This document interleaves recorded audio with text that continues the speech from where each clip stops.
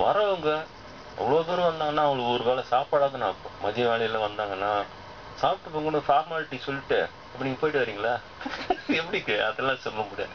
ரொம்ப தயிர் ஸ்பாட்டையாவது பசிக்கும். இந்த வசதியே இல்லை நம்மக்கிட்ட, அதுக்கான ஏற்பாடுலாம் செய்ய முடியாதுன்ற மாதிரி தான் தோணுது. வரவங்களுக்கு சின்ன அளவில் ஒரு உபசரிப்பு இருக்கணும்.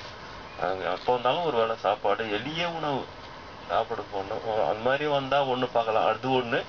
அடுத்து ரெண்டாவது விஷயம், எப்படி கும்பலாக வந்து ஒரு மீட்டிங் மாதிரி போட்டுட்டா அப்படியே பேசிடுறேன் நான் பான்னு போயிடுறேன் நீங்களும் கேட்டுக்கிறீங்க.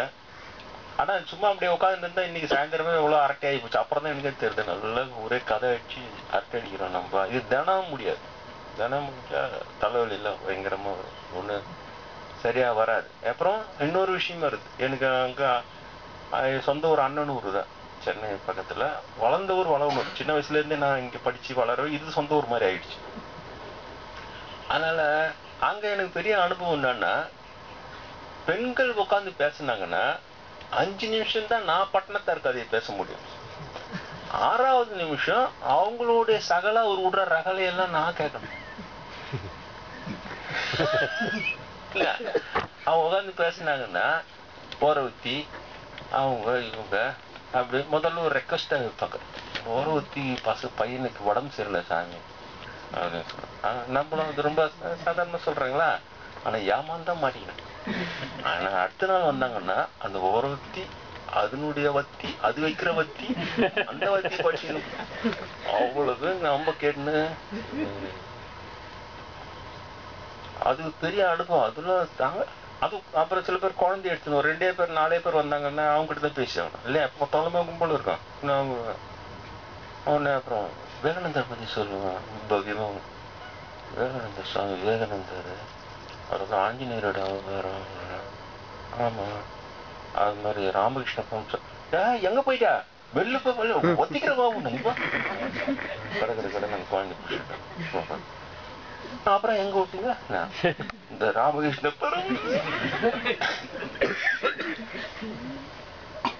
ராமகிருஷ்ண பரமஹம்சர் சாரதா தேவி பால மூடாத வந்துட்டேன் பூனை நேரம். சரி அது நீ சொல்லு. அது அப்ப எடுத்த முடிவுதான் நீங்க முன்ன நினைக்கிறீங்க. சொந்த உலக ஆன்மீக அனுபவம் ஒரு பக்கம், இன்னொரு பக்கம் பெண்களுக்கு ஆன்மீக கதையை சொல்ல ஆரம்பிச்சோம்னா அது அப்புறம் அவங்க செஞ்சுன்னு வந்து குடுக்குற சாப்பிட ஆரம்பிச்சோம்னா இப்பவே நல்லா இவ்வளவு பெருசா அடையான்னா இவங்க ஒரு சாம்பார் சாதம் கலர்னா சாம்பார் சாதம் எனக்கு பிடிக்கும்னு ஒருத்தவங்க எடுத்து வந்து கொடுத்தாங்கன்னா போதும், அடுத்த நாள் 20க்கு நான் சாம்பார் சாதம் நான் சாப்பிட்டேன். அதுக்கு என்ன வந்து கொடுத்த உடனே இவங்க கொச்சி போறான், அவங்க கொச்சி போறான், இவங்க கொச்சி போறான். சாப்பிட்டே அவனு இல்லைன்னா எப்பவும் திறந்துருக்கணும்.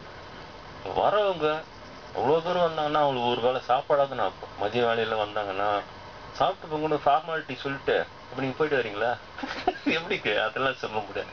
ரொம்ப தயிர் ஸ்பாட்டையாவது பசிக்கும்.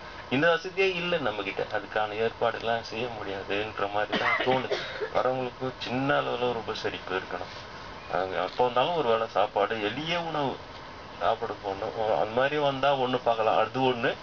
அடுத்து ரெண்டாவது விஷயம், எப்படி கும்பலாக வந்து ஒரு மீட்டிங் மாதிரி போட்டுட்டா அப்படியே பேசிடுறேன் நான் பான்னு போயிடுறேன் நீங்களும் கேட்டுக்கிறீங்க. ஆனா சும்மா அப்படியே உட்காந்துருந்தா இன்னைக்கு சாயந்தரமே எவ்வளோ அரட்டை ஆகி போச்சு. அப்புறம் தான் எனக்கே தெரியுது, நல்லா ஒரே கதை அடிச்சு அரட்டை அடிக்கிறோம் நம்ம. இது தினம் முடியாது. தினம் முடிஞ்சா தலைவலிலாம் பயங்கரமா வரும். ஒன்று சரியா வராது. அப்புறம் இன்னொரு விஷயம் வருது. எனக்கு அங்கே சொந்த ஒரு அண்ணனூர் தான், சென்னை பக்கத்துல. வளர்ந்த ஊர் வளவனூர். சின்ன வயசுலேருந்தே நான் இங்கே படிச்சு வளர, இது சொந்த ஊர் மாதிரி ஆயிடுச்சு. அதனால அங்க எனக்கு பெரிய அனுபவம் என்னன்னா, பெண்கள் உட்காந்து பேசினாங்கன்னா 5 நிமிஷம் தான் நான் பட்டணத்தார் கதையை பேச முடியும். 6வது நிமிஷம் அவங்களுடைய சகல ஒரு விடுற ரகலையெல்லாம் நான் கேட்கணும்.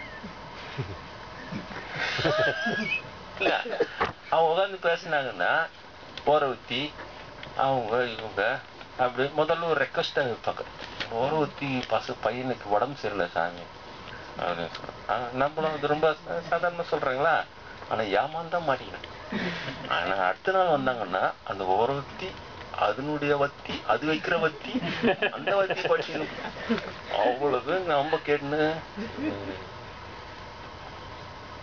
அது பெரிய அனுபவம். அதுல தாங்க. அது அப்புறம் சில பேர் குழந்தை எடுத்துணும் 2 பேர் 4 பேர் வந்தாங்கன்னா அவங்க கிட்ட தான் பேசி ஆகணும் இல்லையா? எப்போ தலைமை கும்பல் இருக்கான். அவங்க அவனை அப்புறம் விவேகானந்தர் பத்தி சொல்லுவான் பவ்யமாக. விவேகானந்தர் சுவாமி விவேகானந்தர் அவருக்கு ஆஞ்சநேயரோட அவதாரம். ஆமா, அது மாதிரி ராமகிருஷ்ண பரமஹம்சர். எங்க போயிட்டா வெளில போய் ஒத்திக்கிறவா கடை நான் குழந்தை பிடிச்சிட்டேன். அப்புறம் எங்க விட்டீங்க? இந்த ராமகிருஷ்ண